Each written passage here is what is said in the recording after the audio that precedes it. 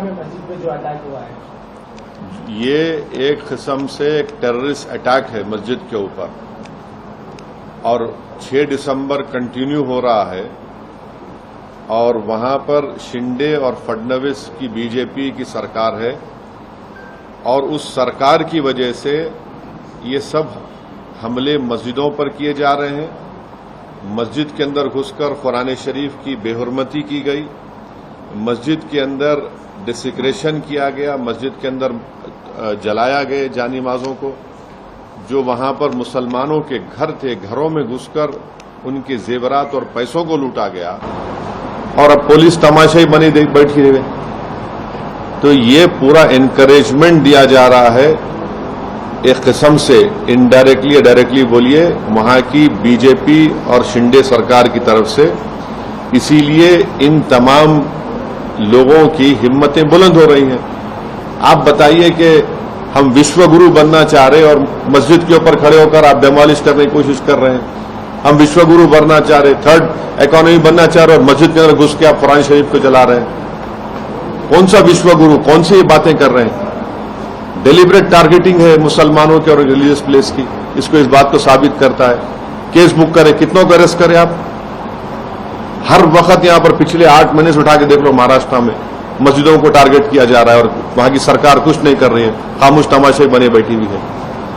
तो इसीलिए मैंने कल ये बात कही है कि अब आने वाले विधानसभा के चुनाव में महाराष्ट्र के मुसलमानों को, एमआईएम पार्टी कैंडिडेट्स को अब कामयाब करिए। कोई तो आवाज उठाए ना।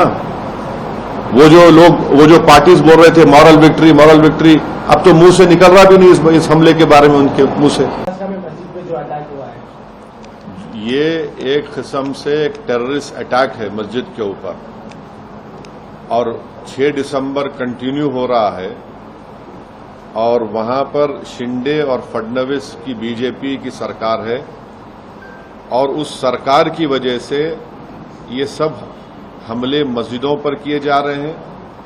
मस्जिद के अंदर घुसकर कुरान शरीफ की बेहुरमती की गई, मस्जिद के अंदर डिसिक्रेशन किया गया, मस्जिद के अंदर जलाया गए जानिमाज़ों को।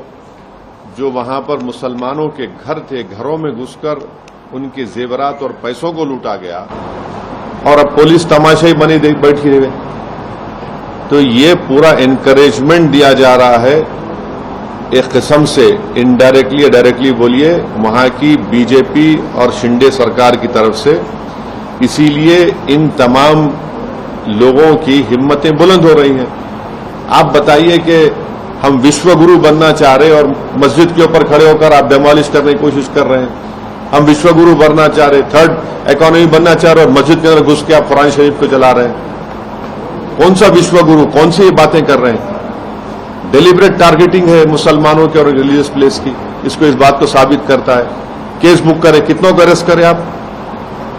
हर वक्त यहां पर पिछले 8 महीने से उठा के देख लो, महाराष्ट्र में मस्जिदों को टारगेट किया जा रहा है और वहां की सरकार कुछ नहीं कर रही है, खामोश तमाशे बने बैठी हुई है।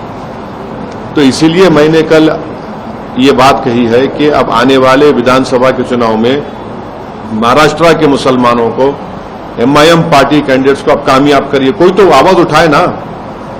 वो जो पार्टीज बोल रहे थे मॉरल विक्ट्री, अब तो मुंह से निकल रहा भी नहीं इस हमले के बारे में उनके मुंह से।